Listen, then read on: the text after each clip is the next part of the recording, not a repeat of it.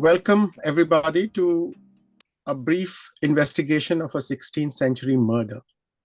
Our book, Bahadur, is about a young man who was murdered on the 14th of February, 487 years ago. Standing on the peak of a historic event, what can we see of the past? Sometimes it appears to be no more than a flash of light in a receding horizon. Slide. A historic event, what does that mean? Has the event been preserved as a time capsule or a museum piece? But we know time cannot be captured. It must flow as narrative. Slide, please. And how does that narrative change? What are the distortions of history? Whose vision do we read, or whose memory? And most important of all, who is telling the story? Slide. No narrative can be entirely objective. The image in the mirror is always virtual. Did they have mirrors in the 16th century? Let's hear it from a very handsome hunk, Bahadur's elder brother, Sikandar. Ranas had metal mirrors. Dakshin Rajas had obsidian mirrors. Kizilbashis had mirrors of glass, but these were flawed and they made a monster of the most delicate face. But he, Sikandar Shah of Gujarat, he had purchased at the value of 3 elephants a Firangi mirror. It reflected not just his features, but every flicker of muscle beneath his taut opalescent skin. When I designed the cover of this book, slide please, thank you, sorry. When I designed the cover of this book, I wanted it to declare that this mirror of the past, this Mirate Bahaduri, does not distort history. Yes, the image of Bahadur is virtual and therefore laterally displaced, but it is not the distorted narrative of hate, nor is it the crow of the conqueror. History has condemned Bahadur Shah, condemned him as a drunk, a wastrel, and most unforgivably as a coward. And this history is recorded in the voice of his murderers. Slide now, please. How can it be unbiased? History focuses on Bahadur's death. The entire narrative is a justification of his murder. Life is usually dismissed in one contemptuous line. The injustice of that riled me. Even the most dastardly criminal deserves a hearing. And Bahadur was just 30 when he was murdered. Surely his brief and crowded life deserved some more notice. I resolved to get him no better, and I had to start with the only historical signpost, his death by drowning. And so I visited the crime scene. Due.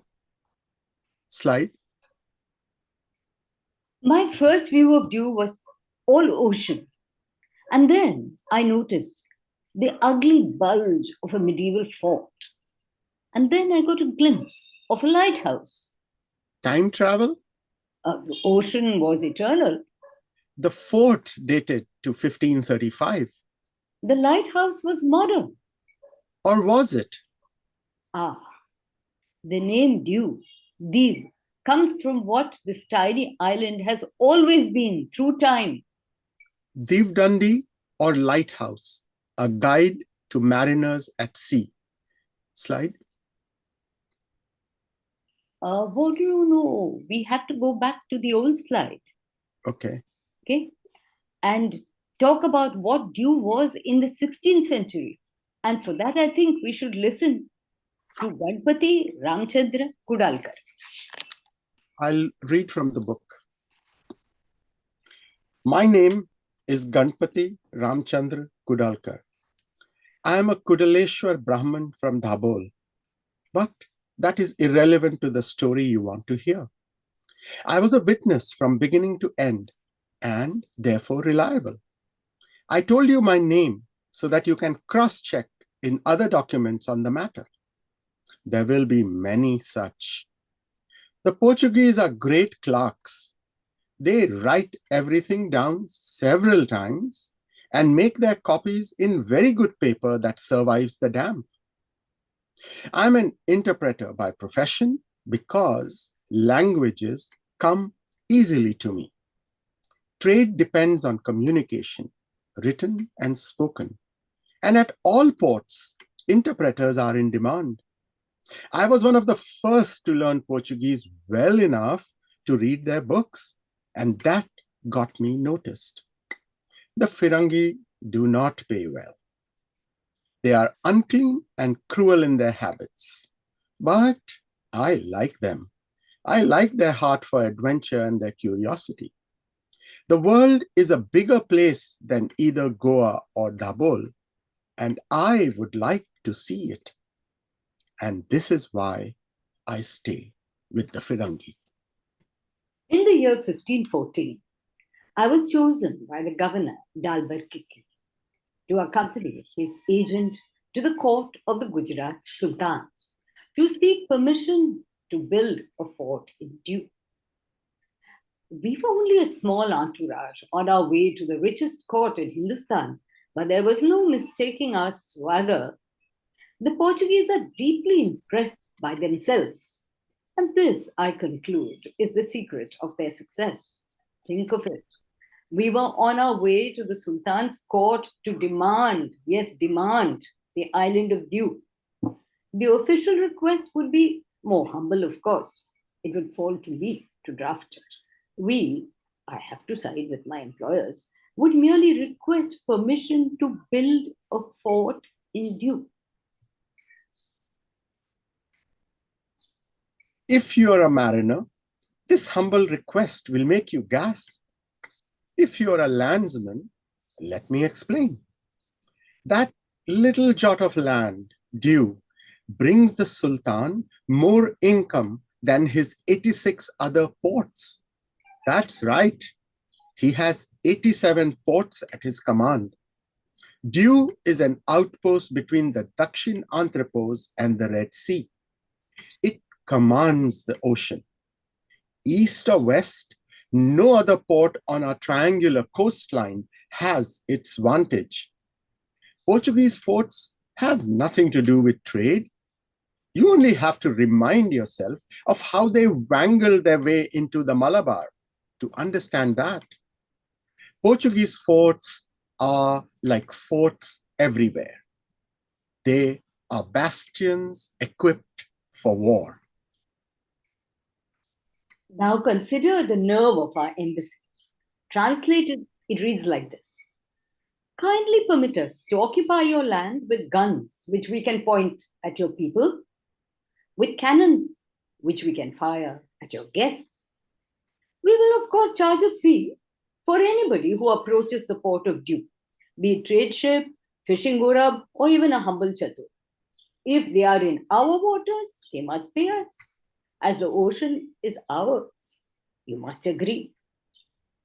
The truth was undeniable. Even the Sultan, with his 87 ports, and the Mughal with none, must concede that the Portuguese are masters of the sea. Now we can have the next slide. Yes. The island of Dew is tasseled with a very peculiar tree, a two-headed palm, locally called hoka. On the subcontinent, it grows only in Dew. It is the African duo, a native of the Nile Valley. Two heads supported by a single trunk. This two-headed palm seemed to represent the man I was seeking. How could I enter his story? Arched over the horse was a palm tree split in two, a two-headed tad, a dome. The tree was everywhere. It grew like hair, crowning the island with its tasseled heads, bearding its coast, outlining its hills, fringing its crystalline pools and curling with swagger over its greedy maw, the wharf feeding on the world. But all this he would learn later. Now for Bahadur, there was just this tree. A young tree, perhaps, the same age as he was, bark pitted with last year's crop of pimples. One head turned east, the other west. Two long gracile necks unconscious of each other, as if they ignored their common bowl. And if the parent bowl itself, equal in its division, endured the vaunted autonomy of each half, content in the knowledge that each of these would bifurcate, and the two would be four, and four be eight, and so on endlessly, till some secret lock clamped down on their splitting. And 2 or 16 or 24, this many-headed tree would still be one tree. This young tree had only two heads as yet. It was twice his height, though. Looking at it was like staring into a mirror. His skin concealed a tree just like this one. He was this tree. His father's blood thudded alongside his mother's with every heartbeat. Which was his tongue, Persian or Gurjari? Which was his land, Gujarat or Rum? Who were his ancestors, Rajput or Rumi? How should he pray, with salat or mantra? To whom should he pray, Ishwar or Allah? And what was he, man or horse? Bark answered that last question by nuzzling him. Bahadur laughed out aloud. Here was the dome, and the only dome, and always the dome. It had laughed all other trees off the island. What did it care about the darknesses of Misr and Zanj? It was here now. Those lands were for storytellers. This was home. This was home. Strange. Bahadur felt that too. He walked away quickly. He did not tarry on the island. He had quitted before noon, knowing he would return. Always he would return. Whenever home shut the door on him, he would find it here. Due. Next slide, please. As I entered Due Fort, I recollected a moment which has been described thus by Portuguese historian Gaspar Correa. The wealthy and powerful Sultan of Gujarat, whose existence was inconvenient to the Portuguese, once came to visit their fort at Due, very drunk, and accompanied by a mere handful of guards.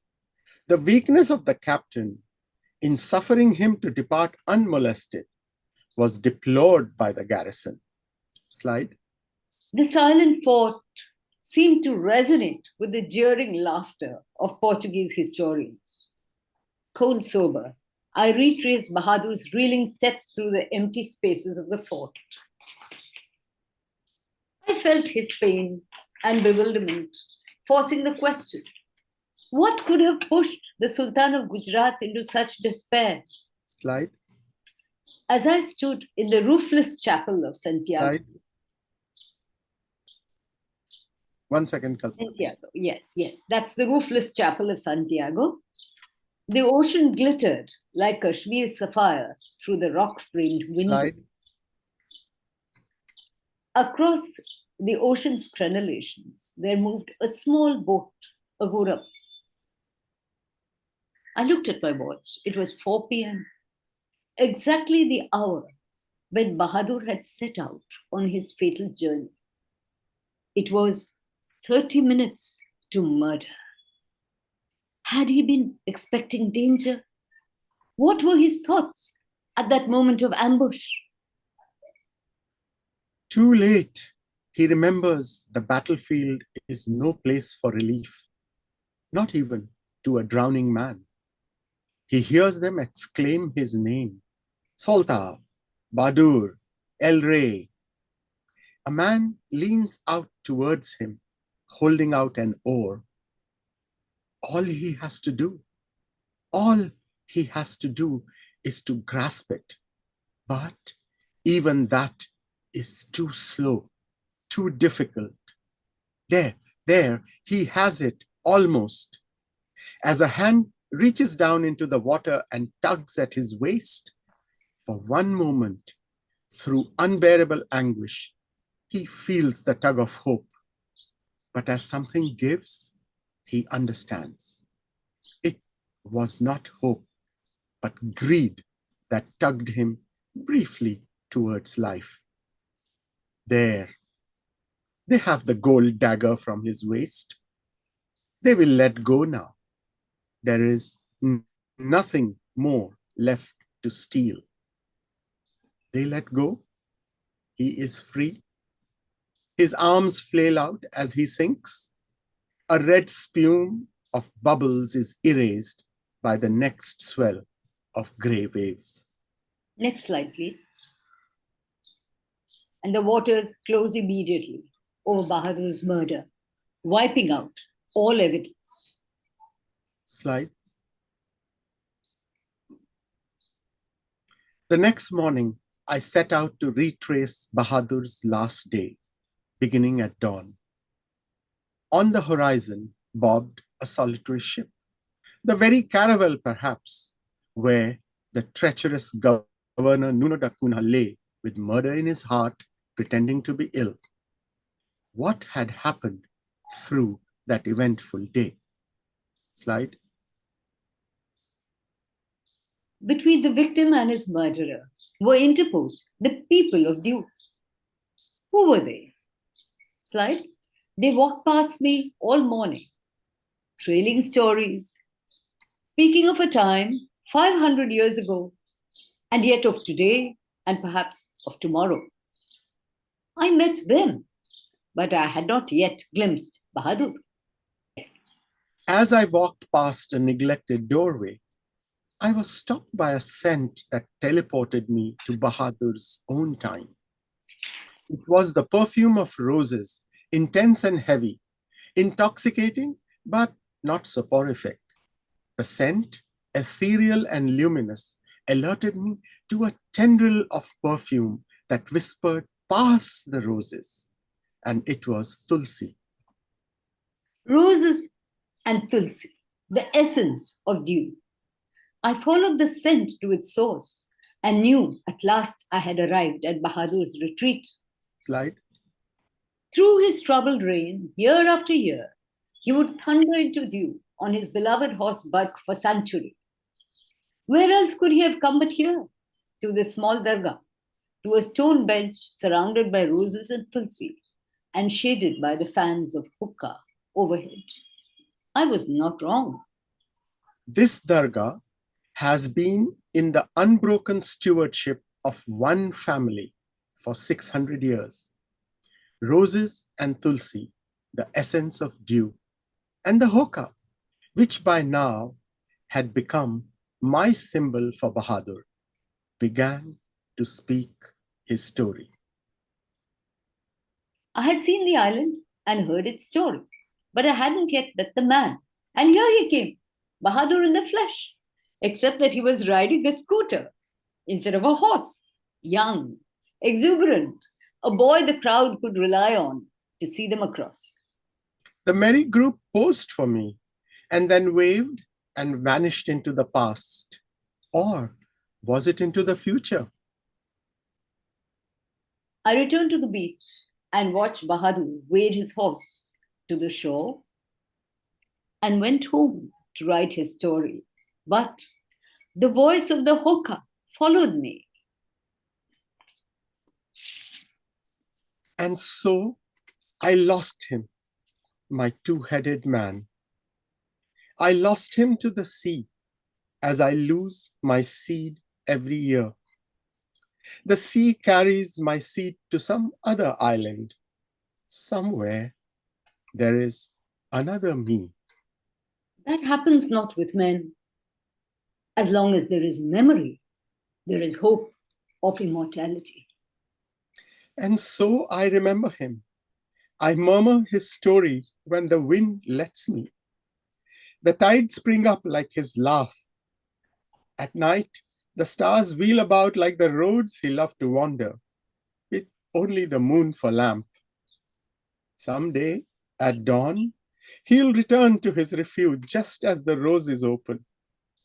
And we will look at each other and think each other's thoughts until he thunders away again on a new bark. One I have yet to see, a hoka for hire on another new dare.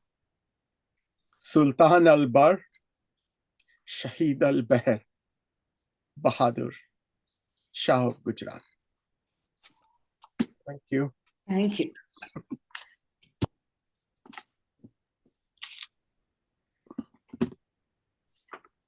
That was so charming, so intriguing, and you've left us waiting for more.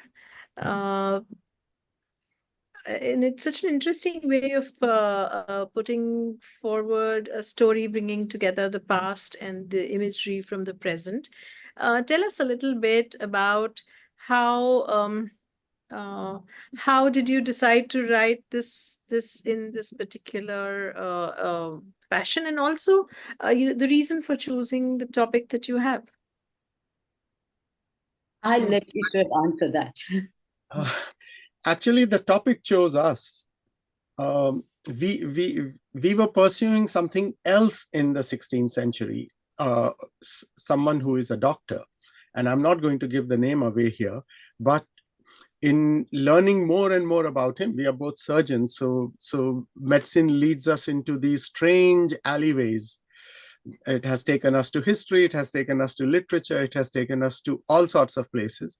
And we met Bahadur quite by accident. And as Kalpana read that portion, when we landed in Dew, we were not sure of how this man was. And then suddenly when we discovered hoka, the palm tree, which is inimical to dew, we suddenly knew that we had arrived at what Bahadur was. And there is another aspect to this.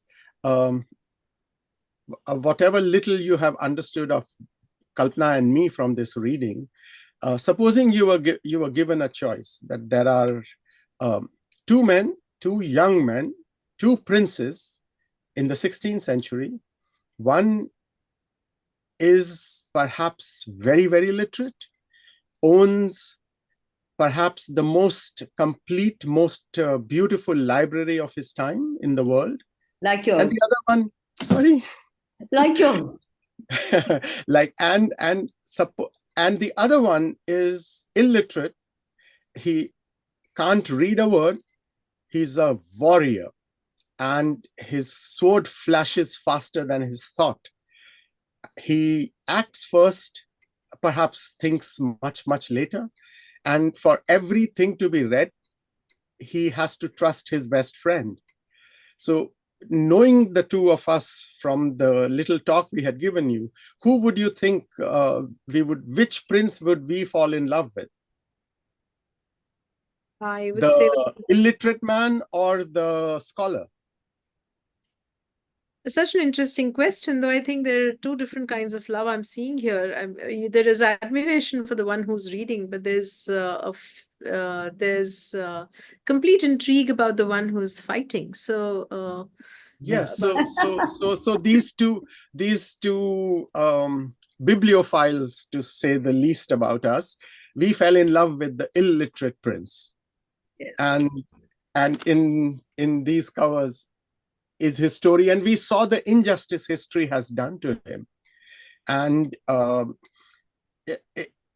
India, as India is today, owes everything to this young man and his decision on a long ago afternoon in the year 1526, which regular histories never tell us. And that's why this book. Yes, and we have to discover that. You have to read the book that afternoon in 1526. And we have told the story in such a way that it is the story of the day of his murder, beginning at dawn and ending with his murder. And we have squirreled in and out, and we give you the history, not just of India, but of the planet at that moment in time. Oh, wonderful. Kalpana will tell you a little more about the voices we have used. Yes. We realized while we, when we encountered Bahadur, that a guy who has been dismissed like this by Western historians is not going to have decent treatment by history. So we had to look elsewhere. And of course, so then we came across local histories, Arabic histories, some Gujarati histories, and a lot of legends. And these histories are usually told as a mixture of both fact and rather bizarre fiction, including something which is supposedly as rational as the Babarnama. So we went into these histories, and it was just like reading the Puranas, because the myths or the metaphors which are incorporated are actually based on real events. It doesn't take very much to find out what is being meant by these metaphors and these myths.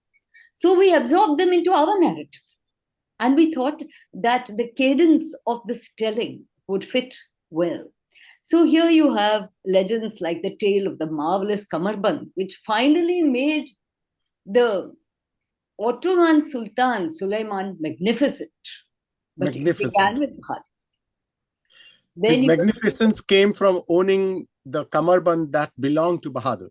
Then you will find out the real story behind the incident that Babur mentions of the fried carrots in his Babarnama.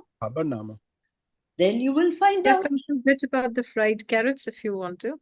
No. It is not polite society. That involves quite a lot of intrigue, culinary intrigue, if you will. So you have to read that chapter. Yes. And then we also tell the story of what has come to be known as the Pope's rhinoceros, when the Pope had nothing to do with it.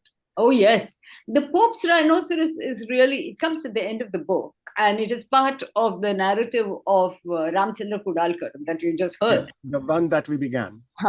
But the Pope's rhinoceros has got such a prolonged presence in European history, forgetting that it came from the court of Muzaffar, who is the father of Bahadur.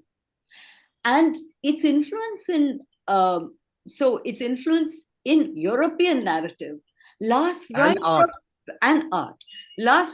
1516 to our times, because you have UNESCO doing a wonderful absurdist play called The Rhinoceros.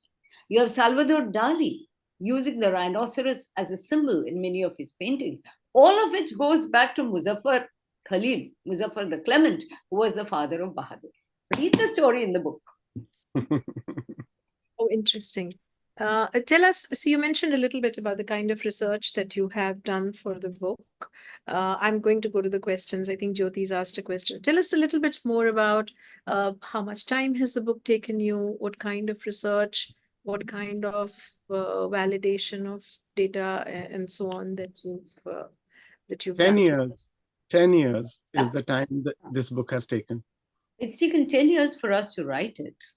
And it has, as Ishrat mentioned earlier, been closely interwoven with our other research in the 16th century, which is not yet written up as a book, but we hope will soon be. So it's a time of great intrigue and tumult and change. And every time we would read and find out one historical event, to our dismay, it would mirror an event in the present. Which is why really the story of Bahadur we've compelled us, because it is the story of any modern young man or woman in India today. The conflict, the disappointments, the deprivations, and the hope and that josh with which young people today, young Indians today, overcome divisions, prejudices, and deprivations, and still are able to make their presence felt in the world. So we thought... And try to live some sort of honest life. Yes, despite all that, to try to live by their own integrity, even when the integrity is challenged by the prejudices and the hate into which they seem to be living. They have the strength to stand up against it. In them lies our hope. And so Bahadur. And 487 years since his murder, and even today when we look around us, not just in India, in the subcontinent, but everywhere on the planet, we feel that it is still Bahadur's moment in time. We have to take the bull by the horns and make the right choice. Okay. I think that this leaves us with enough desire to unravel the mystery that you have put in front of us. There are a lot of compliments for you in the chat. Jyoti says it's an interesting talk, and Meera says it's mesmerizing.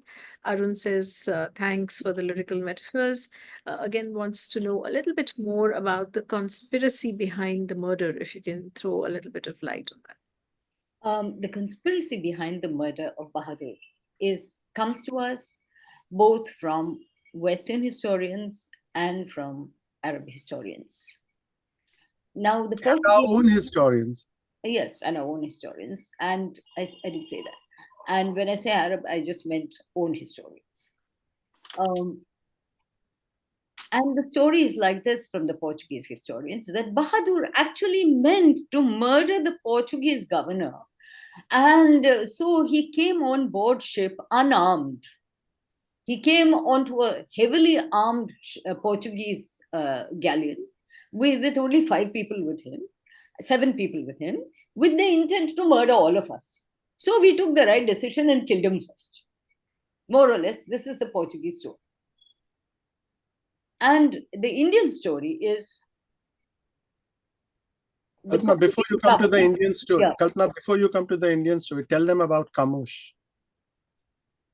I think we won't now mix it up now. Okay.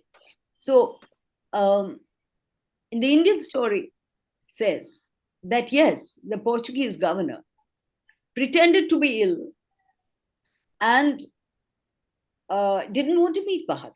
So Bahadur said, "You don't want to meet me, I'll come and meet you." And he went there. And there was already a plot. He sensed it. And he got into his boat to come away. And then they attacked him. And they murdered him. He drowned. So the conspiracy, as you call it, the Western historians claim it to be on both sides, but we took the first move. And the Indian historians failed to see how is it possible that a man would go unarmed into the enemy's camp if he had the intent to murder them. Especially a sultan. Especially a sultan. How would he do that? So, for further intricacies, I cannot dilate further just now. Sabira says, also there is a Bombay connection, because Bombay was part of the Gujarat Sultanate, and our islands were ceded to the Portuguese by Bahadur Shah. So Bombay would not have been Bombay as it is today if not for an action of Bahadur. In 1535, 34-35, Bahadur signed a treaty in Versailles on board a ship, by which he gave away the island of Shashti, Colaba, and all the 7 islands actually to the Portuguese, so that he could stop them from destroying more than they had already destroyed. They had already pillaged the entire west coast of India. And entire west coast. And they would do that by plundering, raping, setting afire, and completely destroying. They had superior firepower. So to put an end to it, he gave this away. That again is a very poignant part of the book. So admiration from Sabira, who says, how charming and what a unique manner of telling a tale. Arun wants to know what happened after his death to Gujarat and to the Portuguese. That, let me take Arun's question. you can imagine what could have happened. There was immediate ruin. There was some kind of attempt to put things together. Then there was the Portuguese took over. Then there was the Second War of Diu, and Diu became a Portuguese settlement. Not Gujarat, but Diu did. And Gujarat remained in the hands of a succession of sultans, each worse than the other, till it finally was taken over by Akbar. The Portuguese, we know. And the Portuguese, you know what happened. Like until the British came, the Portuguese ruled roost on the west coast of India. Yes, and Diu, Ishrat, that's I'm very glad you brought that up, because Diu remained the final stand of the Portuguese, because Diu has got a beautiful memorial to the Indian Navy in the last conflict, an INS Kukri, which went down with brave Captain Mullah on board. He gave his life for his men and went down with the ship. So Diu remains a memorial to naval warfare till the present day. That was 1962. So, and if you recall, the Portuguese presence in India lasted longer than the British. oh, yes. British, we gained independence from the British in 1947, but finally the Portuguese were thrown out only in what, 63? 62, yeah. 62, yeah. Yes. Jyoti would like to know a little bit more about the mirrors that you talked about. I think she found that. Yes. Jyoti, the mirrors we talked about, because the reason was that we, the mirror image on the title. But the mirrors here form an important metaphor for Bahadur's older brother, who didn't usurp it. I mean, he was given the and he was a narcissistic hunk. All he cared about was luxury. And so he was perhaps the most beautiful human being in existence at that particular point in time. At that time. Anybody who saw him was mesmerized by his beauty. Mesmerized by his beauty. Yeah, including himself, yes. Which is why he was the original Narcissus. Yeah. I mean, you see you hear of Narcissus in Greek myth, but if there was Narcissus alive in human form, it was Sikandar Shah of Gujarat. Bahadur.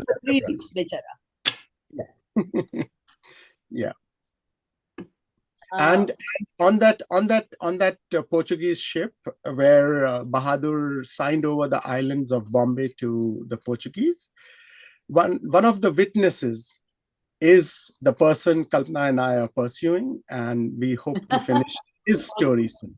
Yes, and his story has something very, very important to do with which I won't tell you just now. Exactly. Actually, something which is named for him is in almost every Indian curry on the west coast of India. Oh, yes. Now that's a big clue to give them. So now I'm going to shut up. No. The next time you enjoy fish curry and rice, just remember the guy responsible. We will tell you more about why you enjoy it so much. Yes. How intriguing. Lovely. There's a message from Sharayu who says, "Good evening, sir and ma'am. I'm a 9th grade student listening to the beautiful lyrical metaphors, and thank you so much for this piece." Nice to be joined, Sharayu. Wonderful, wonderful. You must read our book, beta. And Priyanka says, if there was one thing that you wanted the readers to take away from the book, what would that be? I would want Priyanka to pick it up and read it just now. And after that. After that, okay. Yeah. Yeah. I think the idea that actually, can I? Yes, please. No, because I think that you've already answered this question. All right. No, but answer it again for Priyanka, because we know she. I think Priyanka, it is this, that you can have everything within yourself and still be yourself. Just like Bahadur, who had two opposing things tugging him apart, but he managed to assert himself for what he was. Good or bad, it was him. That's the message I would like any reader to take away from it. That means let nothing allow your convictions to be shorn from you. Absolutely. Absolutely. Absolutely. Okay.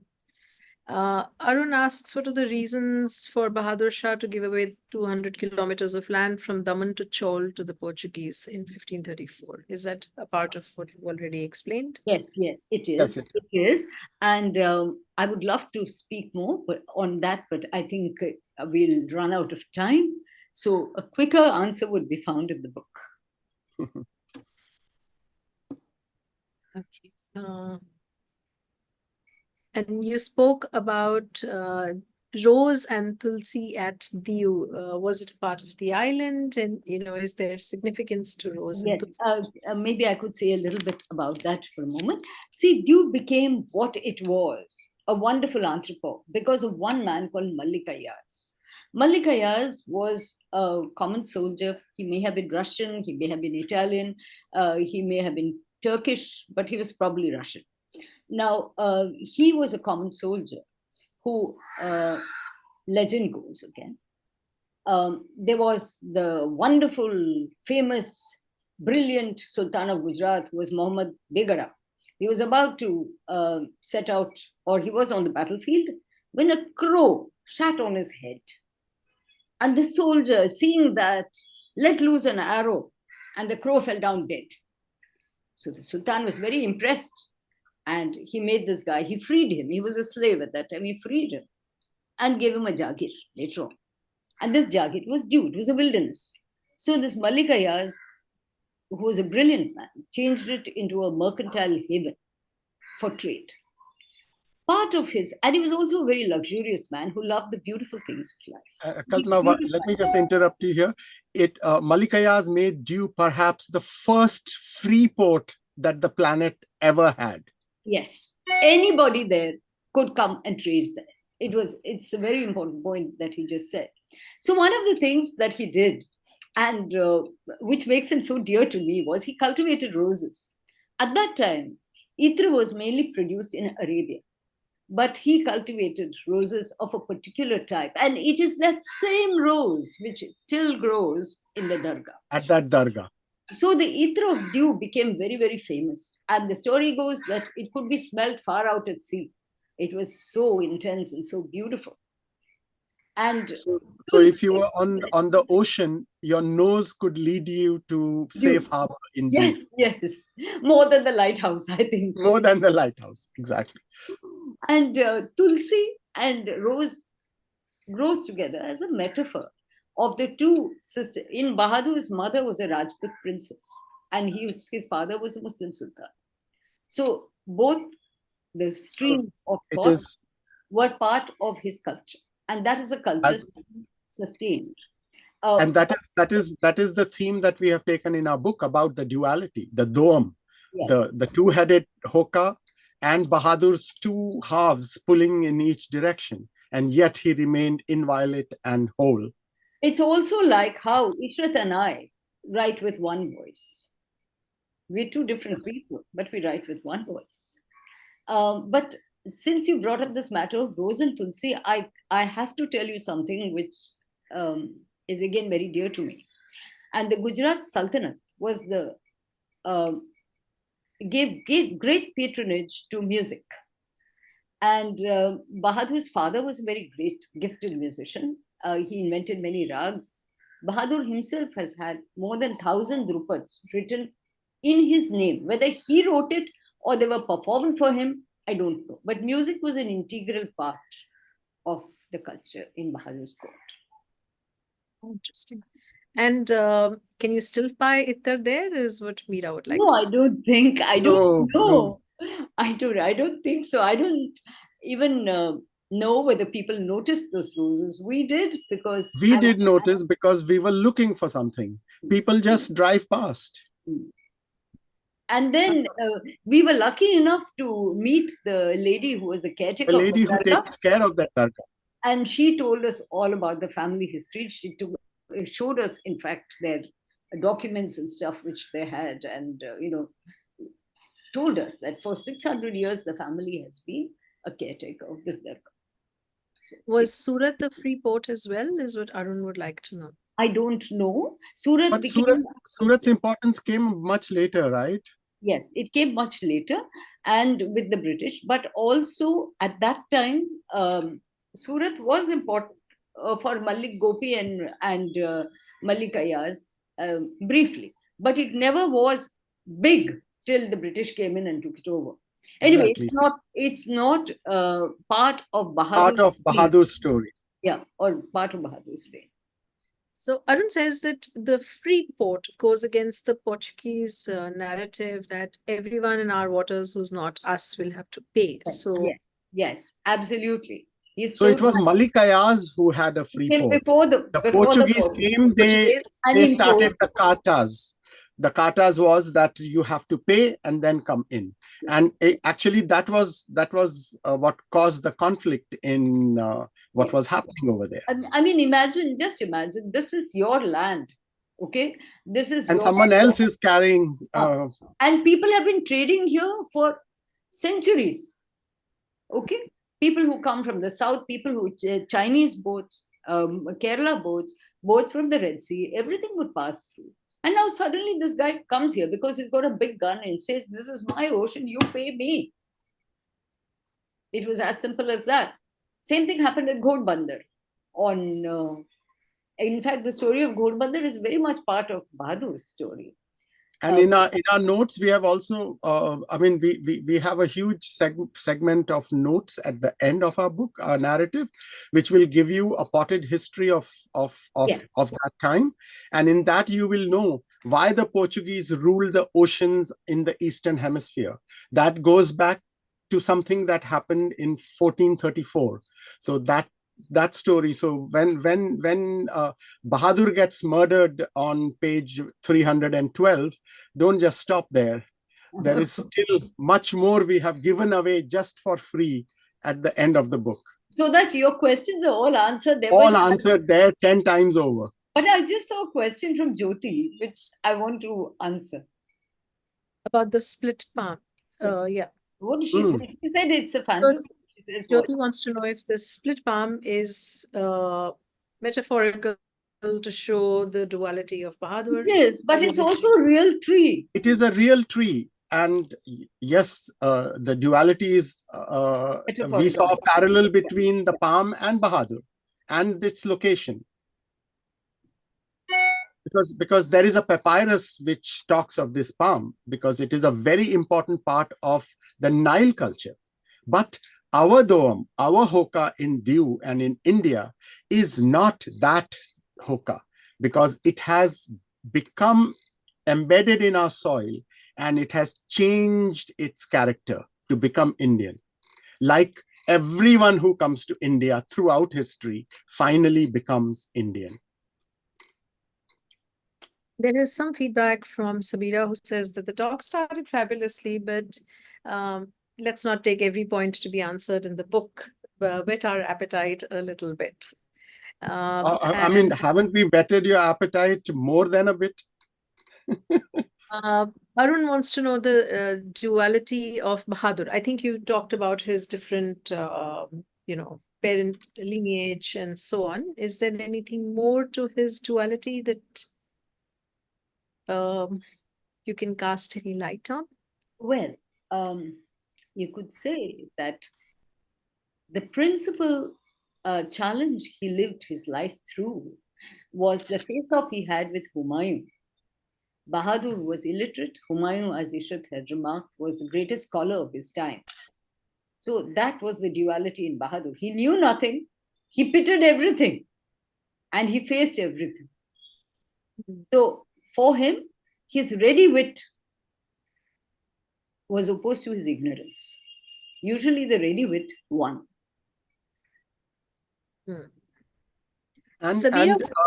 once when you read the book, you will find him when the first battle of Panipat was about to occur.